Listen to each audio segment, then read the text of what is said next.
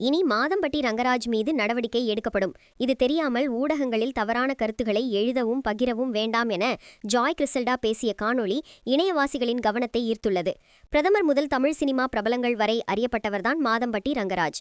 தமிழ்நாட்டின் ஃபேமஸ் சமையல் கலைஞராக வலம் வரும் இவர் பலருக்கு சமைத்து போட்டுக் கொண்டிருக்கிறார்.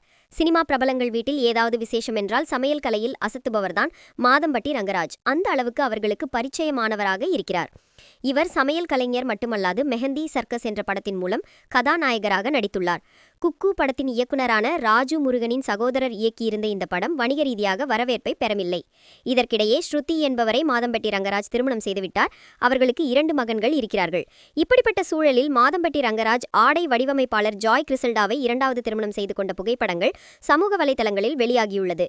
இந்த விவாகரத்துக்கு மாதம்பட்டி ரங்கராஜ் தரப்பு எந்தவித பதிலும் கொடுக்காமல் இருந்த நிலையில் கடந்த சில நாட்களுக்கு முன்னர் தன்னுடைய முதல் மனைவியுடன் விழா ஒன்றில் கலந்து கொண்டிருந்தார்.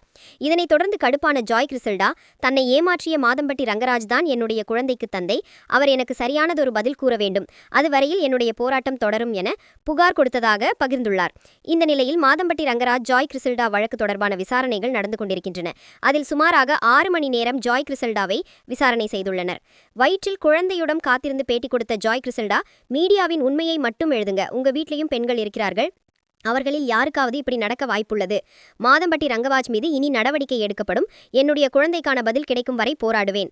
என்னை கல்யாணம் செய்வதாக கூறி ஏமாற்றல, என்னை கல்யாணம் பண்ணிட்டாங்க. சுமாராக 2 வருடங்கள் என்னுடன் வாழ்ந்திருக்கிறார். சமூக வலைதளங்களில் பேசுபவர்களுக்கு என்னுடைய குழந்தையின் சாபம் சும்மா விடாது. எப்போதும் பாதிக்கப்பட்ட பெண்களை மாத்திரம் ஏன் கேள்வி கேட்கிறீர்கள்? நிச்சயம் அவர் மீது நடவடிக்கை எடுக்கப்படும் என பேசியிருக்கிறார். இந்த காணொளி தற்போது இணையத்தில் வைரலாகி வருகின்றது. ஜாய் கிறிசல்டாவிற்கு நியாயம் கிடைக்க வேண்டும் என இணையவாசிகள் ஆதரவாக பேசி வருகின்றனர். இது போன்ற தகவல்களுக்கு நமது சேனலை சப்ஸ்கிரைப் செய்யவும்.